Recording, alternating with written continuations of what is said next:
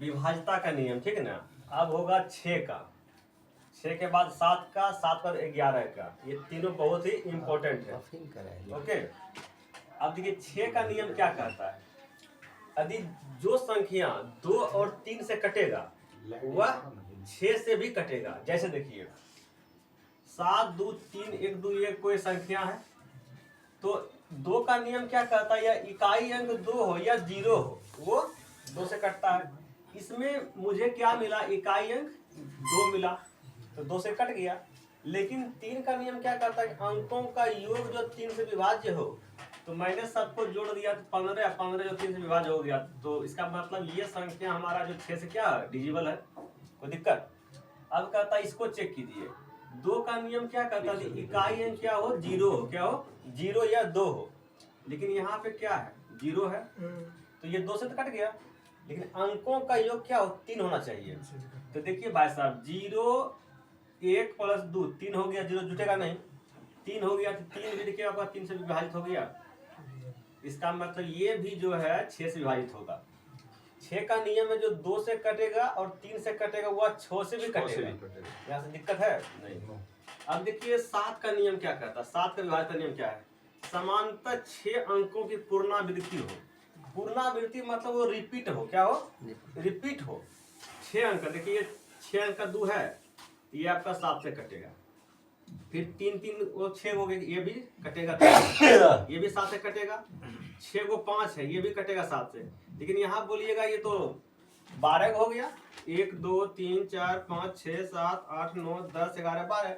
यहाँ बोलिएगा 6 को हो गया, 6 को है कहाँ, 12 हो गया। अरे भाई साहब देखिए, 1 रिपीट हुआ, 2 रिपीट हुआ, 3 रिपीट हुआ, 4 रिपीट हुआ, 5 रिपीट हुआ, 6 हुआ, पुनरावृत्ति 6 को हो गया ना, तो ये भी 7 से कटेगा, कोई दिक्कत। यहाँ नोट लिखे हैं 6 के गुणज में हो, 6 12 18 24, ये भी क्या होगा, 7 से विभाज्य होगा। ओके, अब ये सबसे परीक्षा का महत्वपूर्ण क्वेश्चन जो कि होमवर्क के पूछता है, 11 के विभाज्यता नियम से आपको खूब पूछेगा क्वेश्चन।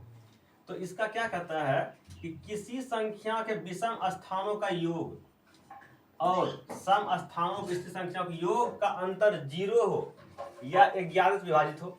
ओके, किसी संख्या के विषम स्थानों का योग और सम स्थानों के योग का अंतर 0 हो या 11 से विभाज्य हो।